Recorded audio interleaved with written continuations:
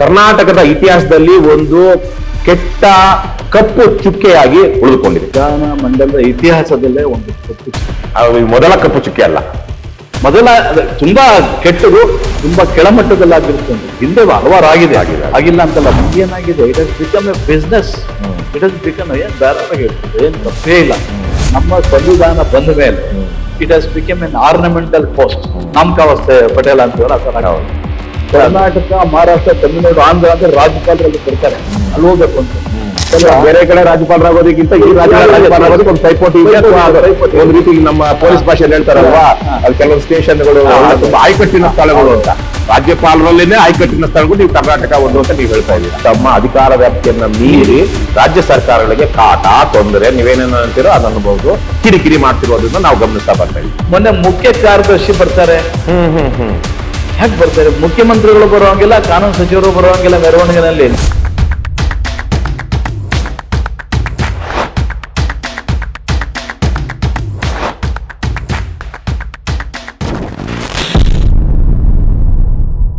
ವೀಕ್ಷಕರೇ, the file ಟಾಕ್ಗೆ ಸ್ವಾಗತ. ನಾನು ರವಿಕೃಷ್ಣ ರೆಡ್ಡಿ. ಪ್ರಜಾಪ್ರಭುತ್ವದಲ್ಲಿ ಶಾಸಕಾಂಗ, ನ್ಯಾಯಾಂಗ, ಕಾರ್ಯಾಂಗ ಅಂತ 3 ಪ್ರಮುಖ ಅಂಗಗಳು ಈ ವ್ಯವಸ್ಥೆಯನ್ನ ಗಟ್ಟಿಗೊಳಿಸೋದಿಕ್ಕೆ, ಭದ್ರಗೊಳಿಸೋದಿಕ್ಕೆ, ಪ್ರಜಾಪ್ರಭುತ್ವವನ್ನ ಎತ್ತಿಡಿಯೋದಿಕ್ಕೆ ಬಹಳ ಪ್ರಮುಖ ಪಾತ್ರವನ್ನ ವಹಿಸ್ತವೆ. ಅವೇ ಪ್ರಮುಖ ಅಂಗಗಳು. ಅದರಲ್ಲಿ ಶಾಸಕಾಂಗವಂತೂ ಕಾರ್ಯಾಂಗದ ಮೇಲೆ, ನ್ಯಾಯಾಂಗದ ಮೇಲೆ ಬಹಳ ದೊಡ್ಡ ಪ್ರಭಾವವನ್ನ ಹೊಂದಿರುವಂತಹ, ಅವು ಹೇಗೆ ಕೆಲಸ ನಿರ್ವಹಿಸಬೇಕು, ಜೊತೆಗೆ ತಾವು ಹೇಗೆ ನಿರ್ವಹಿಸಬೇಕು ಅನ್ನುವಂತಹ ಬಹಳ ದೊಡ್ಡ ಗುರುತರವಾದ ಜವಾಬ್ದಾರಿಯನ್ನು ಹೊಂದಿರುವಂತಹದ್ದು. ಇತ್ತೀಚೆಗೆ ತಾನೆ 2026 ಜನವರಿ 26ರಿಂದ ಫೆಬ್ರವರಿ 4 ತನಕ ನಡೆದಂತಹ ಕರ್ನಾಟಕದ 2026 ಮೊದಲ ವಿಧಾನಮಂಡಲದ ಅಧಿವೇಶನ, ಅಂದ್ರೆ ವಿಧಾನಸಭೆ ಮತ್ತು ವಿಧಾನ ಪರಿಷತ್ತಿನ ಅಧಿವೇಶನ ಕರ್ನಾಟಕದ ಇತಿಹಾಸದಲ್ಲಿ ಒಂದು ಕೆಟ್ಟ ಕಪ್ಪು ಚುಕ್ಕೆಯಾಗಿ ಉಳಿದುಕೊಂಡಿದೆ, ಒಂದು ಕೆಟ್ಟ ಉದಾಹರಣೆಯಾಗಿ ಉಳ್ಕೊಂಡಿದೆ. ಇವೆಲ್ಲವನ್ನು ಇಟ್ಕೊಂಡು ಇವತ್ತು ನಾವು ಒಂದು ಪ್ರಮುಖವಾದ ಚರ್ಚೆಯನ್ನ ಮಾಡ್ತಾ ಇದೀವಿ. ನಮ್ಮ ಜೊತೆಗೆ TN ಧ್ರುವಕುಮಾರ್ ಅವರಿದ್ದಾರೆ. ಅವರು ಕರ್ನಾಟಕ ವಿಧಾನಸಭೆಯ ನಿವೃತ್ತ ಕಾರ್ಯದರ್ಶಿಗಳು, ಮತ್ತೆ ಗೋವಾ ವಿಧಾನಸಭೆಯ ಅದಕ್ಕಿಂತ ಮೊದಲು 2006ರಿಂದ 2008ವರೆಗೆ ಗೋವಾ ವಿಧಾನಸಭೆಯ ಕಾರ್ಯದರ್ಶಿಗಳಾಗಿದ್ದವರು, ಮತ್ತು ಕರ್ನಾಟಕ ವಿಧಾನಸಭೆಯಲ್ಲಿ 2008ರಿಂದ 2011ವರೆಗೂ ಕಾರ್ಯದರ್ಶಿಯಾಗಿದ್ದಂಥವರು. ಈಗ ಅವರು ನಿವೃತ್ತರಾಗಿ ವಿಧಾನ ಮಂಡಲಗಳ ಅಧಿವೇಶನಗಳು ಹೇಗೆ ನಡೆಯುತ್ತೆ, ಅಲ್ಲಿ ಯಾವ್ಯಾವೆಲ್ಲ ರೀತಿಯಲ್ಲಿ ಚರ್ಚೆಗಳಾಗುತ್ತೆ, ಆ ಸದಸ್ಯರಿಗಿರುವಂತಹ ಸವಲತ್ತುಗಳನ್ನು ಅವರು ಮತ್ತೆ ಅವ್ರು ನೋಡ್ಕೊಂಡು ಅವರ 30 ವರ್ಷಗಳ ಸುದೀರ್ಘ ಅನುಭವದಲ್ಲಿ ಅಥವಾ ಸರ್ಕಾರಿ ಸೇವೆಯಲ್ಲಿ ಅವರು ನೋಡಿದಂತ ಹಲವಾರು ಘಟನೆಗಳ ಬಗ್ಗೆ ಇತ್ತೀಚೆಗೆ ಬಹಳ ಮಾತನಾಡ್ತಾ ಬರ್ತಿದ್ದಾರೆ. ಜನರಿಗೆ ವಿಧಾನಸಭಾ ಮತ್ತು ವಿಧಾನ ಪರಿಷತ್ತು ಯಾವ ರೀತಿ ಕಾರ್ಯನಿರ್ವಹಿಸಬೇಕು ಅನ್ನುವಂತ ಒಂದು ಜಾಗೃತಿಯನ್ನು ಸಹ ಮೂಡಿಸ್ತಾ ಇದ್ದಾರೆ. ಅವರಿಗೆ ನಾನು ಈ ಸಂದರ್ಭದಲ್ಲಿ ಇವತ್ತಿನ ಕಾರ್ಯಕ್ರಮಕ್ಕೆ ಸ್ವಾಗತವನ್ನ ಕೊಡ್ತೀನಿ. ನಿಮ್ ಜೊತೆ ಸಂವಾದಕ್ಕೆ ಬಂದಿದ್ದ ಬಹಳ ಎಷ್ಟೋ ಜನ ಬಂದಿದೆ, ಆದ್ರೆ ನಿಮ್ಮಂತ ಪ್ರಾಮಾಣಿಕವಾದ ವ್ಯಕ್ತಿಗಳ ಜೊತೆ ನಮ್ಮ ಸಂವಾದ ಆಗ್ತಿದ್ದು ನಮ್ಗೆ ಬಹಳ ಖುಷಿ ಆಗ್ತದೆ. ಧನ್ಯವಾದಗಳು. ನೀವು ಹಲವಾರು ಇನ್ನು ಬಹುಶಃ ನಿಮ್ಮ ಸೇವಾವಧಿಯಲ್ಲಿ ಒಂದು 100ಕ್ಕಿಂತ ಹೆಚ್ಚು ಅಧಿವೇಶನಗಳನ್ನ ನೋಡಿರಬಹುದು. ಈ ವರ್ಷದ ಅಧಿವೇಶನ ಏನನ್ಸುತ್ತೆ ಸರ್ ನಿಮ್ಗೆ? ಇದು ಮೊದಲ ಅಧಿವೇಶನ, ಮೊದಲ ಒಂದು ಕಪ್ಪು ಚುಕ್ಕೆ. ವಿಧಾನ ಮಂಡಲದ ಇತಿಹಾಸದಲ್ಲೇ ಒಂದು ಕಪ್ಪು ಚುಕ್ಕೆ. ಮೊದಲ ಕಪ್ಪು ಚುಕ್ಕೆ ಅಲ್ಲ, ಮೊದಲ ತುಂಬಾ ಕೆಟ್ಟದು, ತುಂಬಾ ಕೆಳಮಟ್ಟದಲ್ಲಾಗಿರುತ್ತೆ. ಹಿಂದೆ ಹಲವಾರು ಆಗಿದೆ ಆಗಿಲ್ಲ ಅಂತಲ್ಲ. ರಾಜ್ಯಪಾಲ ಸಂಘ ಇದರಲ್ಲಿ ಈಗಾಗಿರೋದು ಅತ್ಯಂತ ಕಳಪೆ ಮತ್ತು ಕ್ಷೀಣಿಸಿರುವಂತದ್ದು. ನನಗೆ ಮನಸ್ಸಿಗೆ ತುಂಬಾ ನೋವಾಗುವ. ಯಾಕಂಗ ಅನ್ನಿಸ್ತು? ಏನಂತದ್ದಾಯ್ತು? ಅಥವಾ ನೀವೇನು ಊಹಿಸಲಾರ್ದಂತ ಏನಾದ್ರು ಆಯ್ತಾ? ಹೌದು, ಈಗ ಸದನದ ಪಾವಿತ್ರತೆ, ಘನತೆ, ಗೌರವಕ್ಕೆ ಸಂಪೂರ್ಣವಾಗಿ ಧಕ್ಕೆ ಬಂದಿದೆ. ಸದನ ಅಂದ್ರೆ ಏನು, ಅದರ ಪಾವಿತ್ರತೆಯನ್ನು, ಘನತೆಯನ್ನು, ಸದನಕ್ಕೆ ಯಾತಕ್ಕಾಗಿ ಜನಪ್ರತಿನಿಧಿಗಳು ಆಯಿಸ್ತಾರೆ, ಜನಗಳ ಪರವಾಗಿ ಬಂದು ಅವರ ಜನಗಳ ಧ್ವನಿಯಾಗಿ ಅವರ ಅಹವಾಲುಗಳನ್ನ ಸದನದ ಮುಂದೆ ಇಟ್ಟು ಚರ್ಚೆ ಮಾಡಿ ಅದನ್ನ ಪರಿಹರಿಸೋದಕ್ಕೆ ಮಾತ್ರ ಇರೋದು ಜನಪ್ರತಿನಿಧಿಗಳು. ಈಗೇನಾಗಿದೆ, it has become a business. It has become ಏನ್ ಧಾರಾಳ ಹೇಳ್ತದೆ, ಏನ್ ತಪ್ಪೇ ಇಲ್ಲ. ಈ ಕಡೆಯಿಂದ ಆ ಕಡೆ ಹೋಗೋದು, ವೈಯಕ್ತಿಕ ಸ್ವಾರ್ಥಕ್ಕಾಗಿ ಸದನ ನಡೀತಾ ಇದೆ. ಪಕ್ಷ ಯಾವುದೇ ಪಕ್ಷ ಆಗ್ಲಿ, ಜನಪರವಾಗಿ ಯಾರು ಇಲ್ಲ, ಜನರ ವಿಚಾರಗಳನ್ನ ಚರ್ಚೆ ಮಾಡುವಂತದ್ದಾಗಿ ಉಳ್ಕೊಂಡೇ ಇಲ್ಲ. ಪ್ರಾಮಾಣಿಕವಾದ ವ್ಯಕ್ತಿಗಳು ನೀವು ಹುಡುಕ್ಬೇಕಾಗುತ್ತೆ, ಜಾಲಾಡ್ಸಿ ಹುಡುಕ್ಬೇಕಾಗುತ್ತೆ. ಈಗ ನೀವು ಹೇಳಿದ ಹಾಗೆ ಇದು ಕಪ್ಪು ಚುಕ್ಕಿ ಅಂದಾಗ ಮೊದಲ ದಿನದ ಮೊದಲ ಘಟನೆಯಿಂದಾನೇ ಆರಂಭಿಸೋಣ. ನಮ್ಮ ಪ್ರಜಾಪ್ರಭುತ್ವದಲ್ಲಿ ಭಾರತದ ಪ್ರಜಾಪ್ರಭುತ್ವದ ಸಂಸದೀಯ ವ್ಯವಸ್ಥೆಯಲ್ಲಿ ರಾಜ್ಯಗಳಲ್ಲಿ ಜನರಿಂದ ಆಯ್ಕೆಯಾದಂತಹ ಏನು ಶಾಸಕರು ಅವರು ಯಾರು ಆಡಳಿತಾರೂಢ ಪಕ್ಷ ಇರ್ತಾರೋ ಅದ್ರ ಹೆಚ್ಚು ಬಹುಮತ ಬಂದಿರುವಂತಹ ಪಕ್ಷಗಳವರು ಶಾಸಕಾಂಗ ಸಭೆಯಲ್ಲಿ ಮುಖ್ಯಮಂತ್ರಿಯನ್ನ ಆರಿಸ್ಕೊಳ್ತಾರೆ. ಅಂದ್ರೆ ಮುಖ್ಯಮಂತ್ರಿಗಳನ್ನ ಶಾಸಕರು ಆರಿಸ್ಕೊಂಡ್ರು ಆದ್ರೆ ಬಹುತೇಕ ಮುಖ್ಯಮಂತ್ರಿಯೂ ಜನರಿಂದಲೇ ಆಯ್ಕೆ ಆಗಬೇಕಾದಂತ ಸಂದರ್ಭ ಇರುತ್ತೆ. ಯಾಕಂದ್ರೆ ಅವರು ಅಕಸ್ಮಾತ್ MLA ಆಗಿಲ್ಲ ಅಂದ್ರೂ ಅವ್ರ MLA ಅಥವಾ MLC ಆಗಿಲ್ಲ ಅಂದ್ರೂ ಅಂತಿಮವಾಗಿ ಅವರು MLA ಅಥವಾ MLC ಆಗ್ಲೇಬೇಕಾಗುತ್ತೆ 6 ತಿಂಗಳ ಒಳಗಡೆ. ಅಂದ್ರೆ ಒಂದು ಸರ್ಕಾರ ಮುಖ್ಯಮಂತ್ರಿ ಮತ್ತು ಸಚಿವ ಸಂಪುಟದಲ್ಲಿರುವಂತವರು ಎಲ್ಲರೂ ಜನರಿಂದ ಆಯ್ಕೆ ಆದಂತವ್ರು. ಆದ್ರೆ ಇದರ ಮೇಲೆ ಒಂದು ರಾಜ್ಯಪಾಲ ಅನ್ನುವಂತ ಒಂದು ಹುದ್ದೆ ಇರುತ್ತೆ. ಇವರನ್ನ ಒಕ್ಕೂಟ ಸರ್ಕಾರ, ಭಾರತ ಸರ್ಕಾರ ನೇಮಿಸುತ್ತೆ. ಆದ್ರೆ ಭಾರತ ಸರ್ಕಾರ ನೇಮಿಸಿದಾಗ ಬಹುತೇಕ ಸಂದರ್ಭಗಳಲ್ಲಿ ಅವರು ಇಲ್ಲಿ ಒಂದು ನಾಮಕಾವಸ್ಥೆ, ಅಂದ್ರೆ ಸರ್ಕಾರಗಳು ಬದಲಾಗುವಾಗ ಅಥವಾ ಕೆಲವೊಂದು ಸಂದರ್ಭಗಳಲ್ಲಿ ಒಕ್ಕೂಟ ಸರ್ಕಾರ, ಕೇಂದ್ರ ಸರ್ಕಾರ ಅಥವಾ ರಾಜ್ಯ ಸರ್ಕಾರಗಳ ಮಧ್ಯೆ ಫ್ರಿಕ್ಷನ್ ಆಗದೆ ಇರುವಾಗೆ, ಇಲ್ಲಿ ಸರಿಯಾದ ಬಹುಮತ ಇಲ್ಲದಿರುವಾಗ ಕೆಲವೊಂದು ನಿರ್ಣಾಯಕವಾದ ಪಾತ್ರವನ್ನ ರಾಜ್ಯಪಾಲರು ವಹಿಸ್ತಾರೆ. ಅದು ಮುಖ್ಯಮಂತ್ರಿಗಳಿಗೆ ಮತ್ತು ಸಚಿವ ಸಂಪುಟಕ್ಕೆ ಏನಂತಾರೆ ಪ್ರಮಾಣ ವಚನವನ್ನ ಬೋಧಿಸೋದ್ರಿಂದ ಹಿಡ್ಕೊಂಡು. ಆದ್ರೆ ವಿಧಾನಮಂಡಲದ ಅಧಿವೇಶನ ನಡೆದಾಗ, ವಿಶೇಷವಾಗಿ ವರ್ಷದ ಮೊದಲ ಅಧಿವೇಶನ ನಡೆದಂತಹ ಸಂದರ್ಭದಲ್ಲಿ ಗವರ್ನರ್ ಆದಂತವರು ಆ ಜಂಟಿ ಅಧಿವೇಶನವನ್ನ ಉದ್ದೇಶಿಸಿ ಮಾತನಾಡಬೇಕು ಅನ್ನುವಂತ ಒಂದು ಪರಂಪರೆ ಅಥವಾ ನಿಯಮ, ಸಂವಿಧಾನಬದ್ಧವಾಗಿ ನಿಯಮ ಇದೆ. ಅದರಲ್ಲಿ ಕಾನೂನು ಏನ್ ಹೇಳುತ್ತೆ, ನಾನು ನೋಡಿದಾಗೆ ಕಾನೂನು ಏನ್ ಹೇಳುತ್ತೆ ಅಂದ್ರೆ, ರಾಜ್ಯ ಸರ್ಕಾರ ಸಿದ್ಧಪಡಿಸಿದ, ಅಂದರೆ ಸಚಿವ ಸಂಪುಟ ನಿರ್ಧರಿಸಿದ ತೀರ್ಮಾನಿಸಿದ ಅಥವಾ ಅಂತಿಮಗೊಳಿಸಿದಂತಹ ಭಾಷಣವನ್ನ ಗವರ್ನರ್ ಆದಂತವರು ಬಂದು ಜಂಟಿ ಅಧಿವೇಶನದಲ್ಲಿ ಅದನ್ನ ಓದಬೇಕು. ಅವರು ಅದಕ್ಕೆ ಬೇರೆ ಏನೂ ಸೇರಿಸೋ ಹಾಗಿಲ್ಲ, ಬೇರೆ ಏನೂ ಬಿಡುವ ಹಾಗಿಲ್ಲ. ಅವರು ಅದಕ್ಕೆ ಒಪ್ಪುತ್ತಾರೋ ಬಿಡ್ತಾರೋ, ಆದರೆ ಅದು ರಾಜ್ಯ ಸರ್ಕಾರದ ತೀರ್ಮಾನವಾಗಿರುತ್ತೆ. ಅವರು ಅದನ್ನ ಓದುವಂತಹದ್ದು ನಿಯಮ ಅಂತ ಹೇಳುತ್ತೆ. ಈ ಸಲ ತಾವರ್ಚಂದ್ ಗೆಹ್ಲೋಟ್ ಅವರು ನಾನು ಅಧಿವೇಶನಕ್ಕೆ ಬರೋದಿಲ್ಲ ಅಂತ ಹೇಳಿದ್ರು. ಇದು ಕಾನೂನು ಪ್ರಕಾರ ಸರಿಯೇ? ರಾಜ್ಯಪಾಲ ಅಧಿವೇಶನ ಬರಲ್ಲ ಅಂತ ಹೇಳಕ್ ಸಾಧ್ಯವೇ ಇಲ್ಲ. ಸಂವಿಧಾನಬದ್ಧವಾಗಿ ಹಿ ಶಾಲ್ ರೀಡ್, ಈ ಶಲ್ ಅನ್ನೋ ಪದ ಅಂತ ಇದೆ, ಅಂದ್ರೆ ಕರಾಖಂಡಿತವಾಗಿ ಕಮ್ ಅಂಡ್ ರೀಡ್. ಆದ್ರೆ ಸರ್ಕಾರ ಸಿದ್ಧಪಡಿಸಿದಲ್ಲಿ ಕೆಲವೊಂದು ತಿದ್ದುಪಡಿಗಳನ್ನು ಮಾಡೋದಕ್ಕೆ ಅವಕಾಶ ಇದೆ.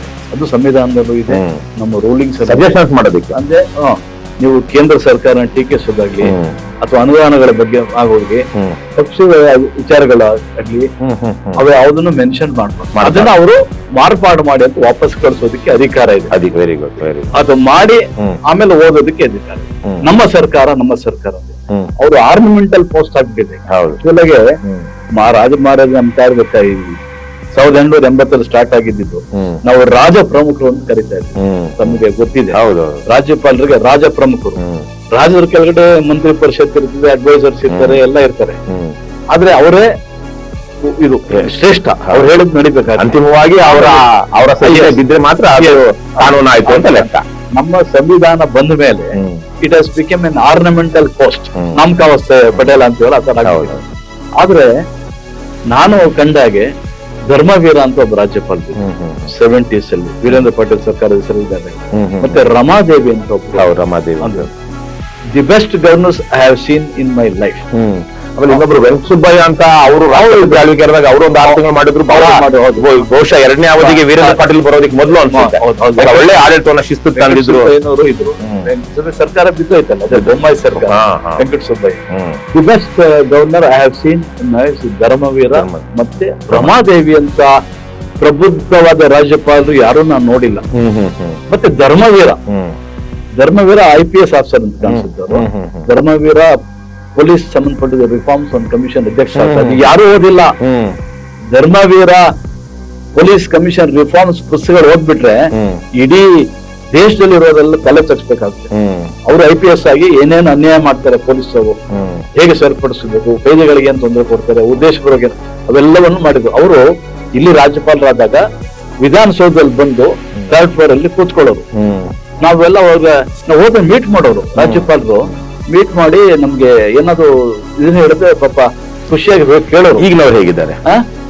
ಈಗಿನವರು ನಾವು ಸುಮ್ಮನೆ ಇದು ಡೈಗ್ರೆಸ್ ಆಗ್ಬಾರ್ದು, ಆದ್ರೆ ಒಂದು ವಿಚಾರ ಹೇಳಿದಾಗ ಈಗಿನವರು ಹಲವಾರು ರಾಜ್ಯಪಾಲರು ಇತ್ತೀಚೆಗೆ ಬಂದಂತವ್ರು ರಾಜ್ಯಭವನವನ್ನ ಅಥವಾ ರಾಜಭವನ, ಈಗ ಏನೋ ಲೋಕಭವನ ಅಂತೇನೋ ಅಂತಿದ್ದಾರೆ, ಅದನ್ನ ಏನಕ್ಕೆ ಎಷ್ಟೋ ಯೂನಿವರ್ಸಿಟಿಗಳ VCಗಳನ್ನ ಅಪಾಯಿಂಟ್ ಮಾಡೋದಕ್ಕೆ ಬೇರೆ ಬೇರೆ ಇದರಲ್ಲಿ ಸಾಕಷ್ಟು ಲಂಚಕೋರರಾಗಿದ್ದಾರೆ, ಭ್ರಷ್ಟಾಚಾರಕ್ಕೆ ಆಸ್ಪದ ಕೊಟ್ಟಿದ್ದಾರೆ, ತಮಗೆ ಬೇಕಾದಂತ ಕೆಲವೊಂದು ಡೀಲ್ಗಳು ಮಾಡೋದಕ್ಕೂ ಸಹ ರಾಜಭವನ ದುರುಪಯೋಗ ಮಾಡ್ಕೊಂಡಿದ್ದಾರೆ ಅನ್ನುವಂತಹ ಆರೋಪಗಳು ಹಲವಾರು ಸಲಕ್ಕೆ ನಮ್ಮಲ್ಲಿ ಕೇಳಿ ಬಂದಿದೆ. ಅದು ನಾವು ನಮ್ಗೇನ್ ಗೊತ್ತಿಲ್ಲ, ಗುಸುಗುಸು ಅಂದ್ರೆ ಇದ್ದೇ ಇರುತ್ತೆ. ಯಾಕೆಂದ್ರೆ ಸಿಂಡಿಕೇಟ್, ಸೆನೆಟ್, ನಾಮಿನೇಟ್ ಮಾಡೋದು ಇವೆಲ್ಲನೂ ರಾಜ್ಯಪಾಲರು ಕರ್ನಾಟಕ, ಮಹಾರಾಷ್ಟ್ರ, ತಮಿಳುನಾಡು, ಆಂಧ್ರ ಅಂದ್ರೆ ರಾಜ್ಯಪಾಲರಲ್ಲಿ ಬರ್ತಾರೆ, ಅಲ್ಲಿ ಹೋಗ್ಬೇಕು ಅಂತ. ನೀವು ಅದೇ ಬೇರೆ ಸಣ್ಣ ಸ್ಟೇಟ್ ಗೋವಾ ಕುಲಾಧಿಪತಿ ಅಂತ ವೈಸ್ ಚಾನ್ಸಲರ್ ಯಾರು ಅಂದ್ರೆ ಕುಲಪತಿ.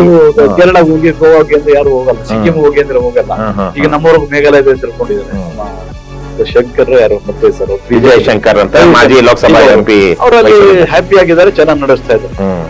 ರಾಜ್ಯಪಾಲರಾಗಬೇಕಾದ್ರೂ ಸಹ ನಮ್ಗೆ ಎಲ್ಲಿ ಅನುಕೂಲ ಇದೆ, ಏನು ನಾವು ಅಭಿವೃದ್ಧಿ ಆಗ್ಬೋದು ಅನ್ನುವಂತ ಪರಿಸ್ಥಿತಿ ನಿರ್ಮಾಣ, ಏನ್ ದುಡ್ಡು ಮಾಡಬಹುದು. ಎಸ್ಪೆಷಲಿ ಕರ್ನಾಟಕ, ತಮಿಳುನಾಡು, ಆಮೇಲೆ ಮಹಾರಾಷ್ಟ್ರ, ತೆಲಂಗಾಣ ಇಲ್ಲೆಲ್ಲ ಬೇರೆ ಕಡೆ ರಾಜ್ಯಪಾಲರಾಗೋದಕ್ಕಿಂತ ಈ ರಾಜ್ಯಪಾಲರಾಗೋದಕ್ಕೆ ಒಂದು ಪೈಪೋಟಿ ಇದೆ.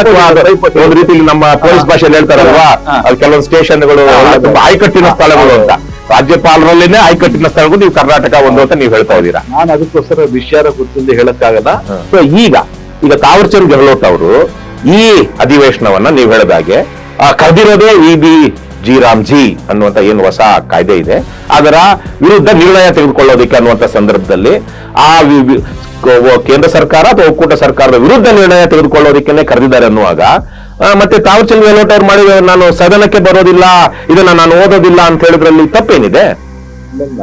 ಆಕ್ಚುಲ್ ಆಗಿ ಈಗ ಮೊನ್ನೆ ತರದಲ್ಲಿ ವರ್ಷದ ಮೊದಲನೇ ಅಧಿವೇಶನದಲ್ಲಿ ರಾಜ್ಯಪಾಲರು ಭಾಷಣ ಮಾಡ್ಬೇಕು ಅಷ್ಟೇ, ಅದು ಸಂಪ್ರದಾಯ. ಆ ಸಂಪ್ರದಾಯ ಫಾಲೋಡ್ ಬೈ ಇದಾದ ವಿಶೇಷ ಏನೊಂದು. ಸೊ ಇದು ವಿಶೇಷ ಅಧಿವೇಶನ ಆಗಿರ್ಲಿಲ್ಲ ಮತ್ತು ಇದೇನು VBG ರಾಮ್ಜಿಯನ್ನ ವಿರೋಧಿಸಿ ನಿರ್ಣಯ ತೆಗೆದುಕೊಳ್ಳೋದಕ್ಕೆ ಕರೆದಿರೋದು ಅಂತ ಟೆಕ್ನಿಕಲಿ ಆಗೋದಿಲ್ಲ ಅಂತ ಒಂದು ಮಾತು ಹೇಳ್ತಿದ್ದೀರಾ ನೀವು. ಹೌದು, ಹಾಗಾಗಿ ರಾಜ್ಯಪಾಲರು ಇಲ್ಲಿ ಬರ್ಲೇಬೇಕಾಗಿತ್ತು. ಹೌದು, ಬರ್ಲೇಬೇಕಾಗಿತ್ತು. ಮತ್ತೆ ಅವರು ಮುಖ್ಯಮಂತ್ರಿ ನೇತೃತ್ವದ ಸಂಪುಟ ತೀರ್ಮಾನ ಮಾಡಿರುವಂತ ಅಥವಾ ಅಂತಿಮ ಮಾಡಿರುವಂತ ಭಾಷಣವನ್ನ ಚಾಚೂ ತಪ್ಪದೆ ಓದಬೇಕಾಗಿತ್ತು. ಅನ್ಲೆಸ್ ನೀವು ಹೇಳಿದಾಗೆ ಶೆಲ್ ಅನ್ನೋ ಪದ ಇದೆ, ಓದತಕ್ಕದ್ದು. ಆದ್ರೆ ನಾವೀಗ ಹಿಸ್ಟ್ರಿ ನೋಡಿದ್ರೆ ಮೊದ್ಲೆಲ್ಲ ಬರೀ ಆಂಗ್ಲ ಭಾಷೆಯಲ್ಲಿ ಇರ್ತಿತ್ತು, ಓದ್ಕೊಂಡು ಹೋಗ್ಬೋದು. ಇತ್ತೀಚೆಗೆ ಬೇರೆ ಬೇರೆ ರಾಜ್ಯಗಳವರು ಬರೋದು, ಹಿಂದಿಲಿ ಓದೋದು, ಕನ್ನಡ ಓದೋದು, ತೆಲುಗು ಈ ತರ ಬಂದ್ಬಿಟ್ಟಿತ್ತು. ಏನಾಗಿದೆ, ಅವರು ಒಂದು ಪ್ಯಾರಾ ಇಂಗ್ಲಿಷು ಅಥವಾ ಕನ್ನಡ ಬರದೇ ಇರುವಂತಹ ವ್ಯಕ್ತಿಗಳು ರಾಜ್ಯಪಾಲರಾಗಿ ಬಂದಾಗ ಅವರು ಓದೋದಕ್ಕೆ ಸಾಧ್ಯ ಇಲ್ಲ. ಯಾಕಂದ್ರೆ ಅವರ ಈಗ ಇವರು ತಾವರ್ಚಂದ್ ಗೆಹ್ಲೋಟ್ ಅವರು ಬಹುಶಃ ಹಿಂದಿ ಮಾತ್ರ ಅಷ್ಟನ್ನು ಚೆನ್ನಾಗಿ ಅವ್ರ ಕನ್ನಡ ಅಂತೂ ಬರೋದಕ್ಕೆ ಸಾಧ್ಯ ಇಲ್ಲ. ಮತ್ತೆ ಅವ್ರಿಗೆ ಅಷ್ಟು ಚೆನ್ನಾಗಿ ಇಂಗ್ಲಿಷು ಬರದೇ ಇರುವಂತಹ ಸಾಧ್ಯತೆ ಇದ್ದಾಗ ಅವ್ರು ಹಿಂದಿಯಲ್ಲೇ ಓದಿದ್ರೆ ಅದು ನಮ್ಮ ಕರ್ನಾಟಕಕ್ಕೆ ಅಥವಾ ಕನ್ನಡಿಗರಿಗೆ ಅವಮಾನ. ಅದ್ರ ಜೊತೆಗೆ ಅದು ಯಾರಿಗೂ ಅರ್ಥ ಆಗೋದು, ಬಹುತೇಕವಾಗಿ 90% ನಮ್ಮ MLA ಅರ್ಥ ಆಗೋದಿಲ್ಲ. ಹಾಗಾಗಿ ಅಂತ ಸಂದರ್ಭಗಳಲ್ಲಿ ಕೆಲವೊಂದು ನಷ್ಟನ್ನೇ ಓದಿ ಬಿಟ್ಬಿಡ್ತಿದ್ದಾರೆ ಅಂತ ಹೇಳ್ತಿದ್ದೀರಾ. ನಡ್ಕೊಂಡ್ ಬಂದಿದೆ ಒಂದು ಸೆಂಟೆನ್ಸ್ ಅಥವಾ ಒಂದು ಪ್ಯಾರಾ, ಮೊದಲನೇ ಒಂದು ಪ್ಯಾರಾ, ಕೊನೆಯಲ್ಲಿ ಒಂದು ಪ್ಯಾರಾ ಕನ್ನಡದಲ್ಲಿ, ಅದು ಹಿಂದಿ ಆ ಭಾಷೆಯಲ್ಲಿ ಬರ್ಬೇಕು, ಅದು ನಡ್ಕೊಂಡ್ ಬಂದ್ಬಿಟ್ಟಿದೆ. ಅದಕ್ಕೆ ರೂಲಿಂಗ್ಸ್ ಇದೆ, ಪೂರ್ತಿ ಓದಬೇಕು ಅಂತ ಇಲ್ಲ ಅನ್ನೋದಕ್ಕೆ. ನಮ್ಮನ್ನ 1966 CJ ಮುಕ್ಕಣ್ಣಪ್ಪ ಅಂತ ಒಬ್ಬ ಸದಸ್ಯರು ಇರ್ತಾರೆ, ಅವಾಗ ಅವರು ಅಬ್ಜೆಕ್ಷನ್ ರೈಸ್ ಮಾಡ್ತಾರೆ, ಅವರು ರೂಲಿಂಗ್ ಕೊಡ್ತಾರೆ ಪೂರ್ತಿ ಓದ್ಬೇಕು ಅಂತ ಏನಿಲ್ಲ. It is taken as red ಅಂತ ಇದೇ ಓದಲಾಗಿದೆ ತೆಗೆದುಕೊಳ್ಳುವುದು ಲ್ಯಾಂಗ್ವೇಜ್ ಪ್ರಶ್ನೆ ಇತ್ತು. ಹೌದು. ಸೊ ಹಾಗಾಗಿ ಸಂಪೂರ್ಣ ಆಗಿರುವಾಗ ಅವರು ತಾವರ್ಚಂದ್ ಗೆಹ್ಲೋಟ್ ಅವರು ಭಾಷಣ ಮುಗಿಸಿ ಹೋಗ್ತಿರುವಂತ ಸಂದರ್ಭದಲ್ಲಿ ಎಷ್ಟೋ 3-4 ಸೆಂಟೆನ್ಸ್ ಹೋಗ್ತಿರುವಾಗ ಈ ಕಾಂಗ್ರೆಸ್ ಪಕ್ಷದ MLAಗಳು ಅಥವಾ MLCಗಳು ಅಷ್ಟು ದೊಡ್ಡ ಹಡಾಹುಡಿ ಮಾಡುವಂತ ಅಗತ್ಯ ಏನಿತ್ತು? ಮತ್ತೆ ಅದಕ್ಕಾಗಿ ಅಖಿಲ ಭಾರತ ಮಟ್ಟದಲ್ಲಿ ರಾಜ್ಯಪಾಲರುಗಳ ಸಮ್ಮೇಳನ ಚರ್ಚೆ ಆಗುತ್ತೆ. ನೀವೆಲ್ಲ ಸೋಮನಾಥ್ ಚಟರ್ಜಿ, ಕಪಿಲ್ ಸಿಬ್ಬಾಲ್, ದೊಡ್ಡವರೆಲ್ಲ ಒಂದು ಚರ್ಚೆ ಮಾಡ್ತಾರೆ. Dignity, decorum and discipline to be maintain the house ಅಂತ ಈ ವಿಷಯನೂ ಬರುತ್ತೆ. ರಾಜ್ಯಪಾಲಗ ಅಡ್ಡಿ ಪಡಿಸೋದು ಮತ್ತೊಂದು. ಅವಾಗ ಏನ್ ಮಾಡ್ತಾರೆ, ಕಠಿಣವಾದ ಕ್ರಮ ತಗೋಬೇಕು, ಒಂದು ಎಥಿಕ್ಸ್ ಕಮಿಟಿ ಮಾಡಬೇಕು ಅಂತ ಬರುತ್ತೆ. ಎಥಿಕ್ಸ್ ಕಮಿಟಿ ಇಲ್ಲಿ ವಿಧಾನ ಪರಿಷತ್ತಲ್ಲಿದೆ. ವಿಧಾನ ಪರಿಷತ್ತಲ್ಲಿ ನೀತಿ ಸಂಹಿತೆ ಸಮಿತಿ ಮಾಡಿಲ್ಲ. ಈ ಹಿನ್ನೆಲೆಯಲ್ಲೇ ರಾಜ್ಯಪಾಲ ಕೆಲವು ಹಲ್ಲೆ ಮಾಡಕೊಟ್ಟಿರ್ತಾರೆ, ಕೆಲವು ಅಡ್ಡಿಪಡಿಸ್ತಾರೆ. ಇಂಥವೆಲ್ಲ ಇರೋದು ಬಹಳ ಚರ್ಚೆಯಾಗಿ ಎಲ್ಲ ದೊಡ್ಡ ದೊಡ್ಡ ನಾಯಕರೇ, ಮುಖ್ಯಮಂತ್ರಿಗಳು, ವಿಪ್ಗಳು ಎಲ್ಲರೂ ಅಟೆಂಡ್ ಮಾಡಂತ ಪಟ್ಟಿದೆ, ನಾನು ಗೊತ್ತಿಲ್ಲ. ಆ ನಿರ್ಣಯ ಆಗುತ್ತೆ, ಪಾಲಿಸೋದು ಇನ್ನೂ ಜಾಸ್ತಿ ಆಗ್ತಾ ಹೋಗುತ್ತೆ, ಏನೋ ಜಾಸ್ತಿ. ಸರಿ, ಆದ್ರೆ ಇಲ್ಲಿ ಇನ್ನೊಂದು ಬರುತ್ತಾ ಇದೆ. ಇತ್ತೀಚೆಗೆ ನಾವು ಕೇರಳದ ರಾಜ್ಯಪಾಲರಿರ್ಬೋದು, ತಮಿಳುನಾಡಿನ ರಾಜ್ಯಪಾಲರಿರ್ಬೋದು, ವಿಶೇಷವಾಗಿ NDA ಹೊರತಾದ ರಾಜ್ಯಗಳು ಎಲ್ಲೆಲ್ಲಿ ಅಂದ್ರೆ ಸರ್ಕಾರಗಳು ಎಲ್ಲೆಲ್ಲಿ ಪಕ್ಷಗಳ ಆಡಳಿತದಲ್ಲಿ ಅಲ್ಲಿ ನೇಮಕವಾಗಿರುವಂತಹ ರಾಜ್ಯಪಾಲರು ತಮ್ಮ ಅಧಿಕಾರ ವ್ಯಾಪ್ತಿಯನ್ನ ಮೀರಿ ರಾಜ್ಯ ಸರ್ಕಾರಗಳಿಗೆ ಕಾಟ, ತೊಂದರೆ, ನೀವೇನೇನು ಅಂತೀರೋ ಅದನ್ನಬಹುದು ಕಿರಿಕಿರಿ ಮಾಡ್ತಿರೋದನ್ನ ನಾವು ಗಮನಿಸ್ತಾ ಬರ್ತಾ ಇದ್ದೀವಿ. ಹೀಗಿರುವಾಗ ಈಗ ತಾವರ್ಚಂದ್ ಗೆಹ್ಲೋಟ್ ಅವರು ಮಾಡ್ತಿರೋದು ಅದೇ ತರಕ್ಕೆ ಏನು ಬಿಜೆಪಿ ನೇತೃತ್ವದ ಒಕ್ಕೂಟ ಸರ್ಕಾರ ಏನಿದೆ ಅವರ ಮಾತುಗಳನ್ನ ಕೇಳ್ಕೊಂಡು ಇವರನ್ನ ಮಾಡ್ತಾ ಇಲ್ಲ. ಕರ್ನಾಟಕದ ಸಾರ್ವಭೌಮತೆಯನ್ನ ನಮ್ಮ ಜನಪ್ರತಿನಿಧಿಗಳು, ಆಯ್ಕೆಯಾದಂತ ಚುನಾಯಿತ ಜನಪ್ರತಿನಿಧಿಗಳ ನೇತೃತ್ವದ ಸರ್ಕಾರವನ್ನ ಒಂದು ರೀತಿಯಲ್ಲಿ ಇವರು ಕೀಳು ಮಾಡ್ತಾ ಇದ್ದಾರೆ ಅನ್ನುವಂತ ರೀತಿಯಲ್ಲಿ ಅವರು ಪ್ರತಿಭಟನೆ ಮಾಡಿದ್ದು ಸರಿ, ಅಲ್ಲಿ ಅವರು ವಿರೋಧಿಸಿದ್ದು ಸರಿ ಅನ್ನುವಂತ ಒಂದು ಮಾತುಗಳನ್ನು ಹೇಳ್ತಾ ಇದ್ದಾರೆ. ಇಲ್ಲ, ಅದು ಶುದ್ಧ ತಪ್ಪು, ಮಾಡ್ಲಿಕ್ಕೆ ಬರಲ್ಲ. ಈಗಾಗಲೇ ಅದಕ್ಕೆ ಬಗ್ಗೆ ಸಮಗ್ರವಾಗಿ ಚರ್ಚೆ ಆಗಿ ನಿರ್ಣಯ ಆಗಿ ನಿಯಮಾವಳಿ ಅಳವಡಿಸ್ಕೊಂಡು ಯಾವುದೇ ಕಾರಣಕ್ಕೂ ಆ ಸಂದರ್ಭದಲ್ಲಿ ಒಂದು ಚೂರು ಚ್ಯುತಿ ಬರದೇ ನಡ್ಕೋಬೇಕು. ಸದನದ ಪಾವಿತ್ರ್ಯತೆ ಅಂತ ನೀವೇನ್ ಹೇಳ್ತೀರೋ ಅದನ್ನ ಕೂಡಲೇ ಕ್ರಮ ತಗೋಬೇಕು ಅಂತ ಇದೆ. ಮತ್ತೆ ಮುಖ್ಯಮಂತ್ರಿಗಳಾಗ್ಲಿ ಅಥವಾ ಯಾರು ಅದನ್ನ ಮಾತಾಡಲಿಲ್ಲ, ಮತ್ತೆ ವಿರೋಧ ಪಕ್ಷಗಳವರು ಅದ್ರ ಬಗ್ಗೆ ಏನು ನಮ್ಮ ನಿಯಮಾವಳಿ ಪುಸ್ತಕದಲ್ಲೇ ಇದೆ. ಅಂದ್ರೆ ಅದನ್ನ ಈ ಸಂದರ್ಭದಲ್ಲಿ ವಿಶೇಷವಾಗಿ ಕೆಲವೊಂದು ಅವ್ರಿಗೆ ಆಕ್ಷೇಪಣೆಗಳಿದ್ದಂತಹ ಸಂದರ್ಭದಲ್ಲಿ ಅವರು ತಮ್ಮ ಮ್ಯಾಕ್ಸಿಮಮ್ ಆದಂತಹ ಫುಲ್ ಕರ್ತವ್ಯ ಅಂತ ಇದ್ರು ಕನಿಷ್ಠ ಕರ್ತವ್ಯವನ್ನ ರಾಜ್ಯಪಾಲರು ನಿಭಾಯಿಸಿದ್ದಾರೆ. ಆದ್ರೆ ನಿಭಾಯಿಸಿ ಹೋಗುವಂತ ಸಂದರ್ಭದಲ್ಲಿ ಕೆಲವೊಂದು ಶಾಸಕರ, ಅದು ವಿಧಾನಸಭೆ ಮತ್ತು ವಿಧಾನ ಪರಿಷತ್ತಿನ ಹಲವು ಶಾಸಕರ ನಡಾವಳಿಗಳು ಏನಿತ್ತು ಅದನ್ನ ವಿರೋಧಿಸುವಂತಹದ್ದು, ಅಲ್ಲಿ ಒಂದು ರೀತಿಯಲ್ಲಿ ದೈಹಿಕವಾಗಿ ಒಂದಷ್ಟು ಸಂಘರ್ಷ ಆಗುವಂತದ್ದು, ಇದು ಅಗತ್ಯವಿರಲಿಲ್ಲ ಮತ್ತು ಇದು ತಪ್ಪು ಅನ್ನುವಂಥದ್ದು ತಮ್ಮ ಅಭಿಪ್ರಾಯ. It is highly objection against the principles of this democracy. ಅವ್ರು ಒಂದ್ ವೇಳೆ ತಪ್ಪು ಮಾಡಿದ್ರು ಸಹ ನೀವು ಅದನ್ನ ಅಲ್ಲಿ ಪ್ರತಿಭಟಿಸಬಾರ್ದು. ಅದಕ್ಕೆ ಬೇರೆ ಅದನ್ನ ವಂದನಾ ನಿರ್ಣಯ ಚರ್ಚೆ ಬಂದಾಗ ನೀವು ಅದ್ರ ಬಗ್ಗೆ ಮಾತಾಡಬಹುದು. ಈ ಮೆರವಣಿಗೆ ಏನಿದೆ ಸಂಪ್ರದಾಯ ಬಂದಿದೆ ಮೊದ್ಲಿಂದ, ಇಲ್ಲಿ ಎಲ್ಲಾ ವೈಲೇಟ್ ಮಾಡ್ತಾ ಇದೀವಿ. ಒಂದು 20 ವರ್ಷದಿಂದ ಇವನ್ ಮುಖ್ಯಮಂತ್ರಿ ಬರುವಾಗಿಲ್ಲ, ಕೆಲ್ಸಕ್ಕೆ ಸೇರಿದಾಗ ಹೇಳ್ತೀನಿ ಅಂತ ಫೋಟೋಗಳ ಸಮೇತ ಕೊಡ್ತೀನಿ. ಮೋಹನ್ ಲಾಲ್ ಸುಖಾಡಿ ಯಾರ್ಯಾರು ಹೇಳ್ತೀನಿ. ಬರೀ ವಿಧಾನಸಭೆ ಕಾರ್ಯದರ್ಶಿ ಆಯ್ತಾ, ಈಗ ವಿಧಾನ ಪರಿಷತ್ ಅವರು, ಮತ್ತೆ ಸ್ಪೀಕರ್, ಚೇರ್ಮನ್, ಮಾರ್ಷಲ್, ಇಷ್ಟು ಬಿಟ್ಟು ಬೇರೆ ಯಾರು ಬರುವಾಗಿಲ್ಲ. ಮೊನ್ನೆ ಮುಖ್ಯ ಕಾರ್ಯದರ್ಶಿ ಬರ್ತಾರೆ. ಯಾಕೆ ಬರ್ತಾರೆ? ಮುಖ್ಯಮಂತ್ರಿಗಳು ಬರುವಂಗಿಲ್ಲ, ಕಾನೂನು ಸಚಿವರು ಬರುವಂಗಿಲ್ಲ ಮೆರವಣಿಗೆನಲ್ಲಿ. ನಾನ್ ಬಂದಾಗ ಅಷ್ಟೇ ಇದ್ದಿದ್ದು. ಈ ಕಡೆಯಿಂದ ಬರೋರು ಪ್ರೆಸಿಡೆಂಟ್ ಬೆಂಚ್ ಕಡೆಯಿಂದ ರಾಜ್ಯಪಾಲರು ಬರೋರು, ಇವರೆಲ್ಲ ಮುಖ್ಯಮಂತ್ರಿಗಳು ನಮಸ್ಕಾರ ಮಾಡಿ ಅವ್ರ ಪೀಠ ಅಲಂಕರಿಸೋದು. ಮುಗಿದ ಮೇಲೆ ಕೆಳಗಡೆಯಿಂದ ಅಪೋಸಿಷನ್ ಲೀಡರ್ ನಮಸ್ಕಾರ ಮಾಡಿ ಅವರೆಲ್ಲ ವಿಶ್ ಮಾಡಿ ಹೋಗ್ತಾ ಇದ್ರು. ಆಮೇಲೆ ಇದೆಲ್ಲ ರಾಷ್ಟ್ರ ದೊಡ್ಡದೇ ಇದು. ಸೊ ಇಷ್ಟೊತ್ತು ನಾವು ಹಲವಾರು ವಿಚಾರಗಳ ಬಗ್ಗೆ ಮಾತಾಡಿದೀವಿ, ಇನ್ನೂ ಒಂದಷ್ಟು ವಿಚಾರಗಳ ಬಗ್ಗೆ ಮಾತಾಡೋದಿದೆ. ಹಾಗಾಗಿ ಇದನ್ನ ನಾವು ಮುಂದಿನ ಸಂಚಿಕೆಯಲ್ಲಿ ಮಾತಾಡೋಣ. ಇವತ್ತು ನಾನು ನಿಮ್ಮಲ್ಲಿ ಒಂದು ಮನವಿ ಮಾಡ್ತಾ ಇದ್ದೀನಿ. ದಿ ಫೈಲ್ ಕಳೆದ 3 ವರ್ಷಗಳಿಂದ ಯಾರ ಮುಲಾಜಿಗೂ ಒಳಗಾಗದೆ ನಿಷ್ಪಕ್ಷಪಾತವಾಗಿ ತನಿಖಾ ವರದಿಗಳನ್ನ ನಿಮ್ಮ ಮುಂದೆ ಇಡ್ತಾ ಇದೆ. ಕೋವಿಡ್ ಹಗರಣ ಆಗಿರಬಹುದು, ಶಿಕ್ಷಕರ ನೇಮಕಾತಿಯಲ್ಲಿನ ಅಕ್ರಮವಾಗಿರ್ಬೋದು, ಸರ್ಕಾರದ ಹಲವಾರು ಭ್ರಷ್ಟಾಚಾರಗಳನ್ನ ದಾಖಲೆ ಸಮೇತ ಬಯಲು ಮಾಡ್ತಾ ಇದೆ. ನಮ್ಮ ಈ ವರದಿಗಳನ್ನ ಆಧರಿಸಿ ತನಿಖಾ ಆಯೋಗಗಳು ರಚನೆ ಆಗಿದೆ. ನಮ್ಮ ಸಂಸ್ಥೆ ಹೀಗೆ ನಿರಂತರವಾಗಿ ನಿರ್ಭೀತಿಯಿಂದ ಸ್ವತಂತ್ರವಾಗಿ ಮುಂದುವರಿಯೋದಕ್ಕೆ ನಿಮ್ಮ ಸಹಾಯ ಅತ್ಯಗತ್ಯ. ಹಾಗಾಗಿ ನನ್ನ ಮನವಿ, ಡಿಸ್ಕ್ರಿಪ್ಷನ್ ಬಾಕ್ಸ್ ನಲ್ಲಿರುವಂತಹ ಲಿಂಕ್ ಬಳಸಿ ಅಥವಾ ಈ ವಿಡಿಯೋದಲ್ಲಿ QR ಕೋಡ್ ನ ಸ್ಕ್ಯಾನ್ ಮಾಡಿ ನಿಮ್ಮ ಕೈಲಾದಷ್ಟು ಹಣ ಡೊನೇಟ್ ಮಾಡಿ. ಈ ಮೂಲಕ ಸ್ವತಂತ್ರ ಪತ್ರಿಕೋದ್ಯಮವನ್ನ ಬೆಂಬಲಿಸಿ. ನಮಸ್ಕಾರ.